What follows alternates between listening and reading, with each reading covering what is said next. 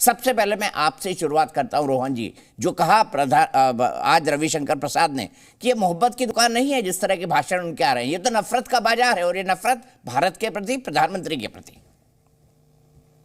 देखिए दीपक जी, जिसने भी राहुल गांधी जी का भाषण सुना होगा, सारे भारतीयों ने सुना है, कहीं पे भी एक भी जगह पे उन्होंने कोई देश का विरोध नहीं किया है।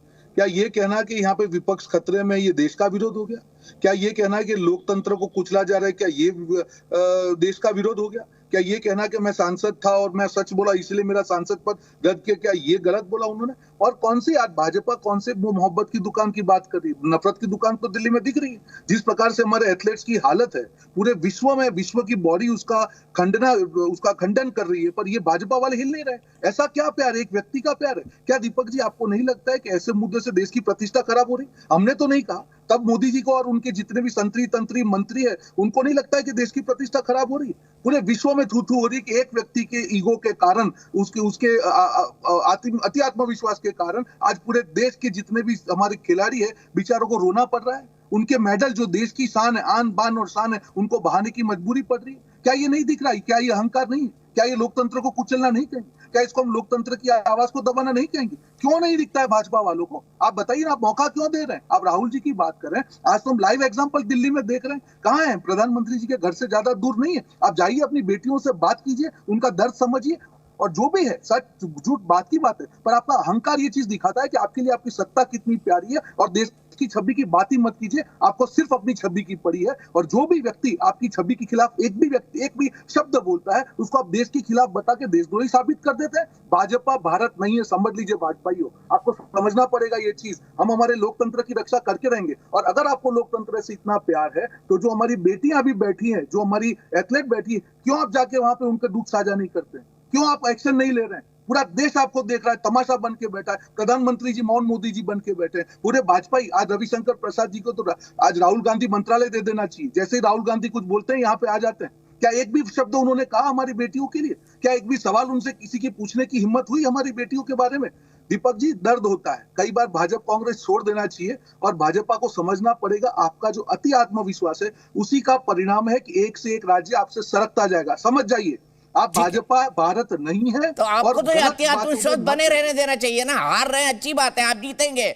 आप कह रहे हैं आत्मविश्वास से हार जाएंगे, तो अच्छी बात है ना। आपको तो बोलना कंटिन्यू करना चाहिए, भैया आत्मविश्वास रखो, आप हारते रहो, हमको जीतने दो। देखिए दीपक जी, हमारे और भाजपा के बीच में यही फर्क है। हम हमारे फायदे के लिए देश का नुकसान तो नहीं करेंगे। आज सत्ता भाजपा की है, जिस प्रकार से आप ही देख रहे हैं दीपक जी, आप भूल जाइए, आप एक पत्रकार है, क्या आपको दर्द नहीं होता है जिस प्रकार से हमारी बेटियों के प्रताड़ना हो रही है, हमारे जिस प्रकार से एथलीट्स की प्रताड़ना? इसका कोई जवाब ही नहीं हो सकता है दीपक जी। इसका मैं जवाब ले नहीं सकता। सुधांशु जी अच्छे मित्र है, मुझे लगता है कि उनको एक सेंटेंस तो बोलना चाहिए कि हमारी सरकार की गलती है। एक शब्द बोल के दिखा देगा सुधांशु जी में थोड़ी भी ईमानदारी बची है या थोड़ी भी इंसानियत बची है। भूल जाइए कि आप भाजपाई, आज आप देश के नागरिक की तरह से एक बार बात करके दिखाइए, मेरा रिस्पेक्ट आपके लिए डबल हो जाएगा।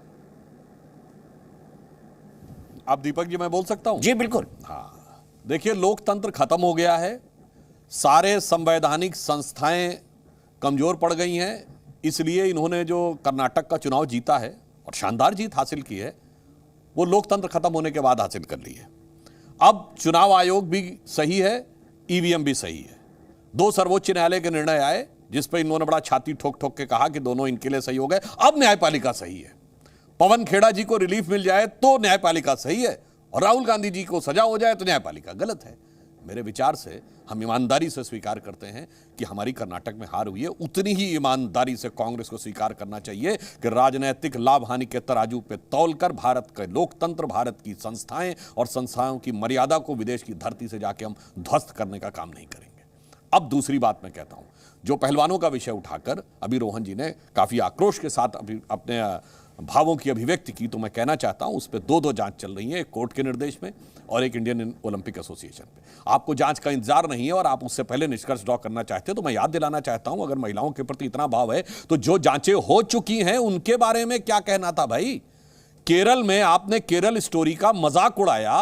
केरल में कम्युनिस्ट पार्टी की सरकार के मुख्यमंत्री वीएस अच्युतानंदन और आपके मुख्यमंत्री ओमन चांडी केरल विधानसभा में बोल चुके हैं इस लव जिहाद के बारे में, किस ढंग से केरल की लड़कियों को पकड़कर शोषण करके जिहादी बनाया जाता है। और केरल एसटीएफ की जांच सुप्रीम हाई कोर्ट में सबमिटेड है और 2009 9 जून का हाई कोर्ट का जजमेंट मैं भी सुनना चाहता हूं कि एक बार ईमानदारी से बोलिए तो मेरा सम्मान जो इतना गिर गया है, कांग्रेस पार्टी का सम्मान हमारी नजर में, वो थोड़ा सा उठ जाए कि कम से कम जांच का इंतजार न करके जितना छाती ठोक रहे हैं, न्यायालय के अंदर सबमिटेड, न्यायालय के ऑब्जर्वेशन और अपनी सरकार, अपनी मुख्यमंत्री के जांच के बाद उसका मजाक उड़ाना कि ऐसा कोई नहीं था, कम से कम अगर आप इतना ही क्षमा मांग लें तो थोड़ा मामला ठीक हो जाएगा। और तीसरी बात मैं कहना चाहता हूं, ये स्टैनफोर्ड में जाके बोले हैं, मैं दीपक जी याद दिलाना चाहता हूं, भारत के शायद सबसे ज्यादा ग्लोबल टॉटिंग नेताओं में से एक है राहुल गांधी जी। इस समय अमेरिका में रेट ऑफ इन्फ्लेशन कितना है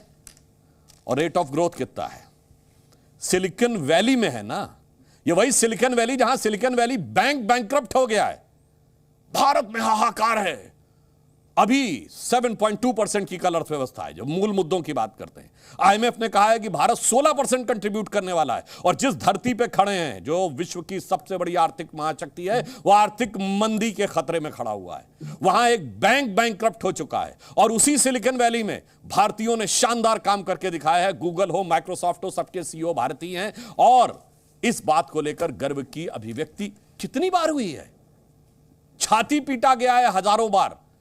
साहब वो हंगर इंडेक्स में नीचे आ गए, जिस हंगर इंडेक्स में अफगानिस्तान, पाकिस्तान हमसे ऊपर हैं, जहां गोलियां चल रही हैं आटा दाल चावल पाने के लिए, और प्रेस फ्रीडम इंडेक्स में हम नीचे आ गए, इस पर चाइना हमसे ऊपर है।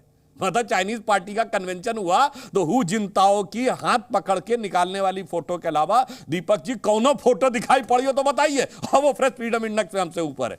मुझे समझ में नहीं आता है, जिस धरती पे जाके खड़े, आज ईमानदारी से कहिए तो, कि अमेरिका से बेहतर अर्थव्यवस्था का संचालन भारत में हो रहा है, और ये Morgan Stanley, Ernst and Young और आईएमएफ तीनों ने ये बात कही है। और जिस धरती पे खड़े वहां कहिए कि बैंकक्रप्ट हो गया, नहीं, वो नहीं बोलेंगे। इसलिए मैं कहता हूं, भारत और भारतीयता के प्रति घृणा जितनी भी कूट कूट के भरी हो, मगर मुझे एक और आश्चर्य लगता है दीपक जी, ये मोहब्बत की दुकान सजाने आए थे, मगर मोदी जी के प्रति नफरत की दुकान में हालात ये है कि भारत की सरकार, भारत के संस्थान से ज्यादा भगवान तक बात को घसीट लाए। गजब है भाई, भगवान को भी घसीट लाए। हाँ बिल्कुल, हम कहते हैं हमारे लिए भगवान कौन है? जनता जनार्दन है। हम तो जनता जनार्दन कहते हैं। जनता को हम समझाते हैं और जनता इस बात को समझती है। मोदी जी जो भी बात बताते हैं जनता का विश्वास है। मगर दीपक जी आपको पता है, एक व्यक्ति ऐसा भी होता है जो भगवान के भी समझाने पे नहीं समझता है। मैं जो बात कहने जा रहा हूं उसको शब्दशः न लिया जाए, प्रतीक मैं कह रहा हूं, जानते कौन होता है? शैतान। शैतान को भगवान के भी समझाने में समझ में नहीं आता है, वह हमेशा खिलाफत में खड़ा होता है।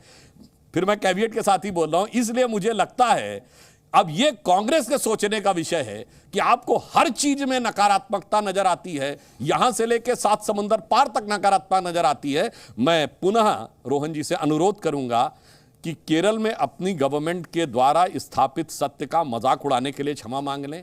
लंदन में डेमोक्रेसी को के ऊपर आघात करने के लिए क्षमा मांग लें, और जहां खड़े होकर आपने स्टैनफोर्ड में भाषण दिया है, सैन फ्रांसिस्को में, वहां की अर्थव्यवस्था के बारे में थोड़ा सा प्रकाश डाल दें तो ये नजर आएगा कि भारत के लिए थोड़ा बहुत ही सम्मान, कुछ ना कुछ तो शायद बचा हो, या मोदी जी के प्रति नफरत का चश्मा लगाकर, भारतीय जनता पार्टी के प्रति घृणा का चश्मा लगाकर भारत के भी अपमान करने में किसी भी प्रकार का गुरेज नहीं है। मेरे विचार से भारत की सबसे पुरानी पार्टी को इतनी परिपक्वता दिखानी चाहिए, और ये राहुल गांधी जी बार बार जाकर विदेश में जो एक नया शगुफा छोड़ देते हैं, मेरे विचार से कांग्रेस पार्टी को इस पर विचार करना चाहिए कि हर बार विदेश में जाकर भारत के बारे में, मैंने इतने फैक्ट्स बोले, इनमें से एक भी फैक्ट अगर गलत हो तो मैं इन बातों के ऊपर विचार करने को तैयार हूं। जी न्यूज़।